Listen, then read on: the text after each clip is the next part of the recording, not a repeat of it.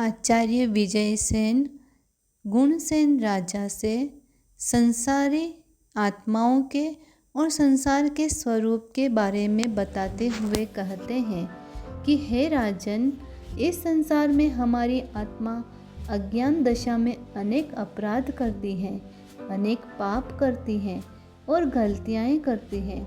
उनकी समय समय पर आलोचना करना और अपनी आत्मा को शुद्ध बनाना चाहिए।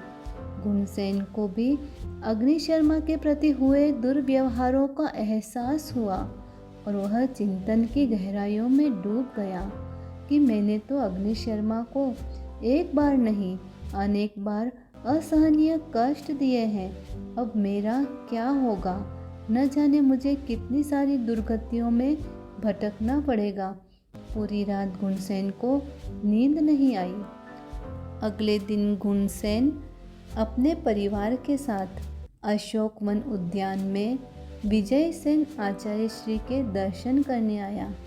आचार्य श्री को वंदन करके पूछा, भगवान, आपको यहाँ पर किसी प्रकार की प्रतिकूलता तो नहीं है?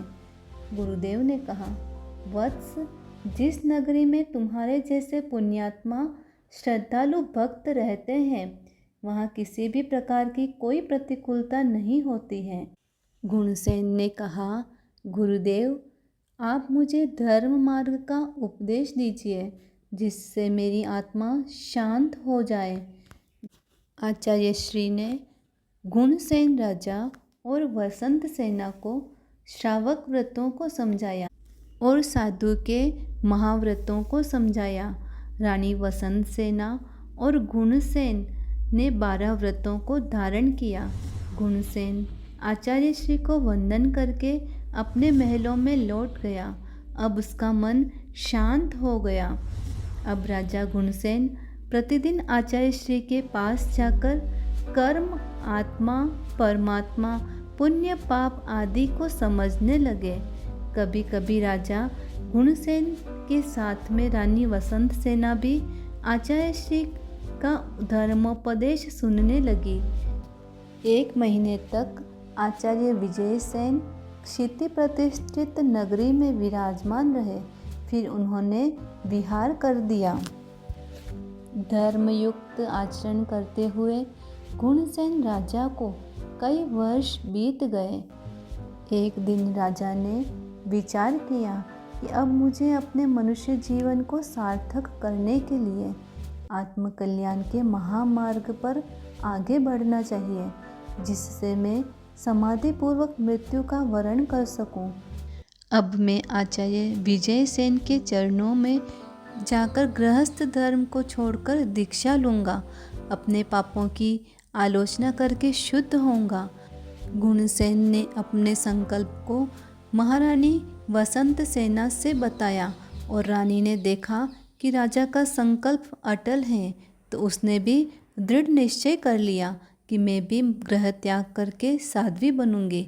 राजा रानी ने अपने पुत्र चंद्रसेन का राज्याभिषेक कर दिया और बसंत पंचमी के दिन उन्होंने सारे राज्य वैभव को छोड़कर अपने परम उपकारी गुरुदेव के चरणों में दीक्षा लेने की सारी तैयारियां कर ली।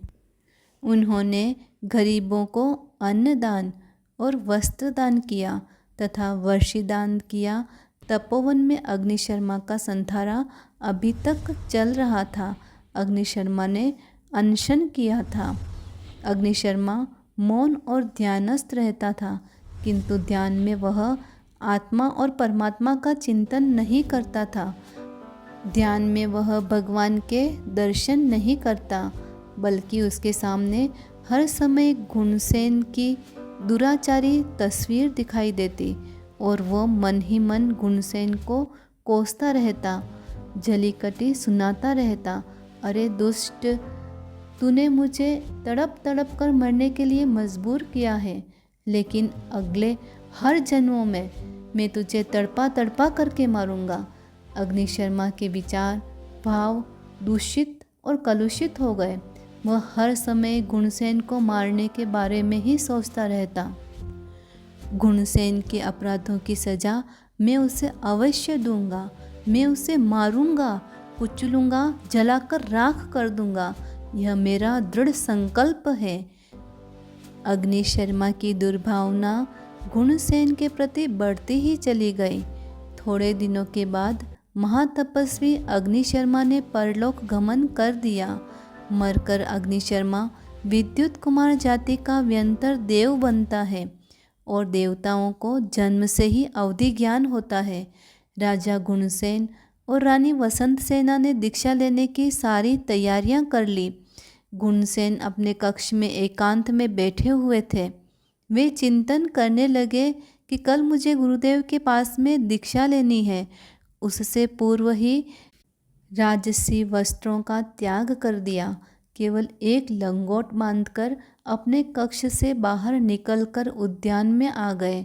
वहाँ पर वे एक वृक्ष के नीचे ध्यान मग्न हो गए और आत्मा और शरीर का चिंतन करने लगे।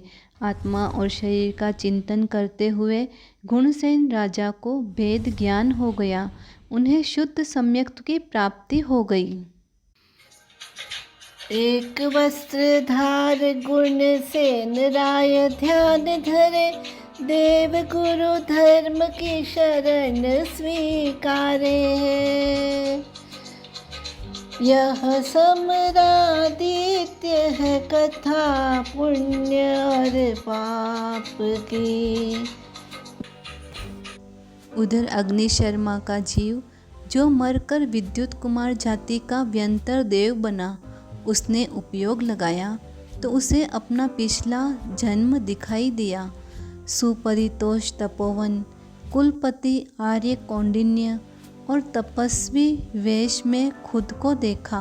एक एक करके उसको पिछला जन्म याद आ गया और गुणसेन राजा के प्रति वैर की बदले की भावना दृढ़ हो गई। जब उस देव ने गुणसेन राजा को उद्यान में ध्यानावस्था में देखा तो वह सोचने लगा, यह दुष्ट, ये पापी राजा, इसने मुझे भयंकर कष्ट दिए हैं। इसने मेरे कुरूप शरीर के साथ घिनौना खेल खेलकर भयंकर कष्ट दिए हैं। उसका गुस्सा अब 7वें आसमान पर छा गया। उसने उसे मार डालने का निश्चय कर लिया। विद्युत कुमार देव ने रौद्र रूप धारण कर गुणसेन के सामने जाकर खड़ा हो गया, किंतु गुणसेन तो अपनी आत्मा में लीन थे। वह देव गरम गरम रेत गुणसेन पर बरसाने लगा। गुणसेन का चिंतन तो अंतर्मुखी हो गया था। उसने शुद्ध भावों से 5 महाव्रतों को भाव रूप से धारण कर लिया था। गुणसेन उस घोर उपसर्ग को समभाव से सहन कर रहा था और जब शरीर छोड़ने का समय निकट आ गया तो उसने 18 पापों का त्याग कर दिया और संलेखना संथारा धारण कर लिया। उसका शरीर जलने लगा था, किंतु उसकी अंतरात्मा में अपूर्व शांति थी। क्षमा एवं करुणा का सागर हिलोरे ले रहा था। विद्युत कुमार देव खुशी मनाता हुआ झूम रहा था। आग की बारिश चल रही थी। गुणसेन का पूरा शरीर जल गया। उसने अरिहंतों की शरण ग्रहण की, देवगुरु धर्म की शरण ग्रहण की। उसका शरीर राख का ढेर बन गया। उसकी आत्मा पहले देवलोक चंद्रानन नामक विमान में जाकर देव रूप में उत्पन्न हो गई।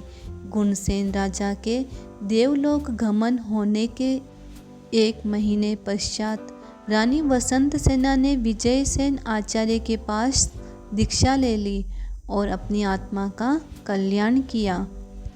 यह था गुणसेन राजा और अग्निशर्मा का पहला भव। ध्यान मग्न गुणसेन के पास आके विद्युत कुमार अग्निगर्म धूल की वर्षा बरसाते हैं। अचल अडिग रहे समता धारे गुणसेन, देहि त्याग पहला देवलोक पद पाए हैं। यह गुणसेन की कथा पुण्य और पाप की। यह अग्नि शर्मा की कथा पुण्य और पाप की। क्या गुणसेन राजा की आत्मा पहले देवलोक से निकलकर पुनः मनुष्य बनेगी? किस नगरी में, किस योनि में उनका जन्म होगा और अग्नि शर्मा का भविष्य कैसा होगा, ये जानने के लिए अगले एपिसोड में अवश्य देखिए।